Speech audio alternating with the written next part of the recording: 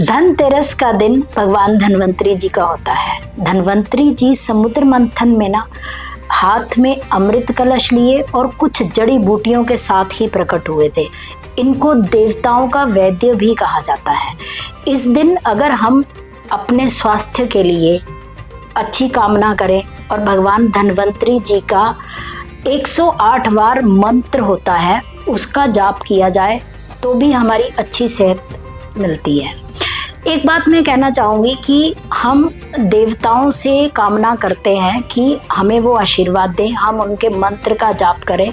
और जिससे हमारी अच्छी सेहत हो, हम ग्रोथ कर सकें। क्या हम इस साल ये कोशिश करें कि धन्वंतरी जी के पहले दिन से दिवाली का जो त्यौहार शुरू हुआ है उस दिन हम अपनी तरफ से भी कोई प्रण लें कि हम अपनी अच्छी सेहत के लिए अब पूरा साल अगली धनतेरस तक इस मंत्र का भी, धन्वंतरी मंत्र का भी 108 बार जाप करेंगे और साथ में योगा, प्राणायाम, कुछ एक्सरसाइज, सुबह की सैर का रूटीन या अपना कुछ खान पान में सात्विक भोजन, ये सब का भी हम खुद से भी एक प्रण लें कि रूटीन शुरू करेंगे। देखिए, भगवान देवताओं ने हमें आशीर्वाद दिए हैं, लेकिन साथ के साथ अब कुछ चेंज हम भी करते हैं। हर साल दिवाली आती है, जैसे आती है अगले साल फिर हम दिवाली को वैसे ही मनाते हैं। वो तो अच्छा है, लेकिन इस साल हम पहले दिन से ही हर दिन की यात्रा पे ये पंच पर्व है तो पांचों दिन की महत्ता को समझते हैं और जिससे कि हम इस साल कुछ गेन भी करेंगे। जैसे कि मेरे पास जब लोग आते हैं, अगर मैं देखती हूँ कि हॉरोस्कोप में उनकी हेल्थ से रिलेटेड कोई प्रॉब्लम है, जैसे इसके लिए हमें देखना होता है कि सबसे पहले तो लगन स्ट्रांग होना चाहिए। लगन लॉर्ड जहाँ गया वो स्ट्रांग जगह पर जाना चाहिए। 6, 8, 12 से उसका संबंध होगा तो सेहत खराब होती है। सूर्य जो कि इम्यूनिटी का कारक होता है, सूर्य की प्लेसमेंट हम देखते हैं, फिर हम उनको गाइड करते हैं कि देखिए, अगर आप खुद भी किसी भी एज के हैं, छोटी छोटी है, जैसे कोई हाथ में ताली मारना, आप हाथों को रगड़ रहे हैं, थोड़ी देर बाद इसमें से एक एनर्जी निकल रही है, आप इस तरह से कोई मुद्राएं लगा रहे हैं या अपने लिए वॉक शुरू कर दिया, कोई योगा शुरू कर दिया आपने, ऐसे ऐसे छोटे छोटे स्टेप लेने हैं। क्यों ना हम उसी दिन से शुरू करें ये स्टेप लेना धनतेरस पे, क्योंकि हमने अभी बताया कि ये देवताओं के भी वैद्य धन्वंतरी जी का दिन है। तो एक इनिशिएटिव अपने लिए लेते हैं, ये सब शुरू करते हैं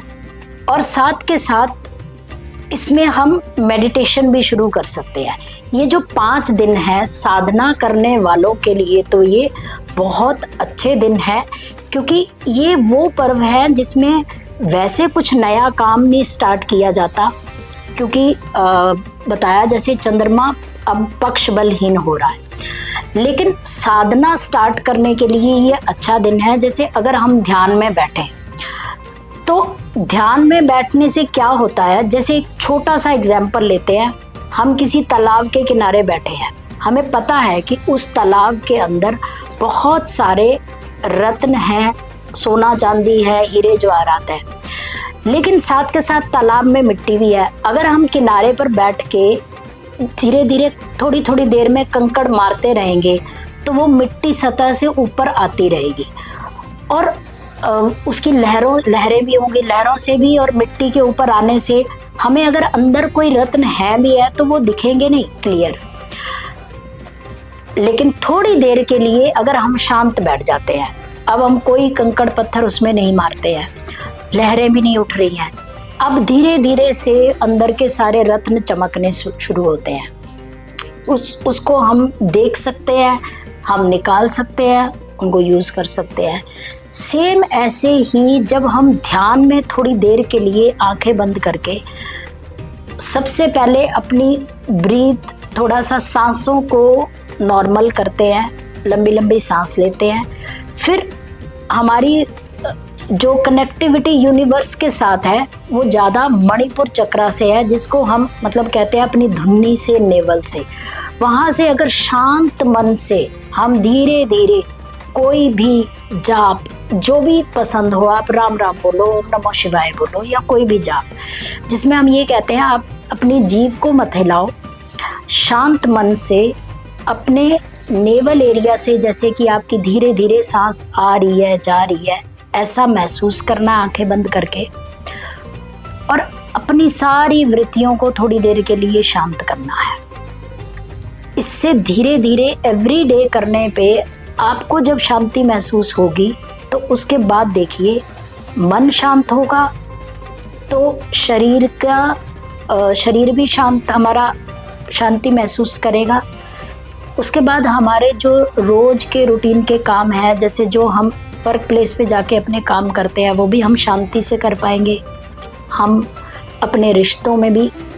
अच्छे से एक दूसरे के साथ मिलनसार तरीके से सुख से रह पाएंगे। ऐसे ही हम शायद इस दिन के साथ जस्टिस भी कर पाएंगे। हाँ, रात के समय इस दिन, क्योंकि हमने तेरस नाम लिया है, त्रयोदशी है, तो 13 दिए जलाकर मंदिर में, और उसके बाद उनको तुलसी के पास रख सकते हैं, छत पे रख सकते हैं, जहाँ हम पानी प्रिजर्व करते हैं रोज का, हम पानी के पास उस दिए को रख सकते हैं, और बाकी जगह भी जला सकते हैं। तो 13 दीपदान इस दिन दिए जाते हैं।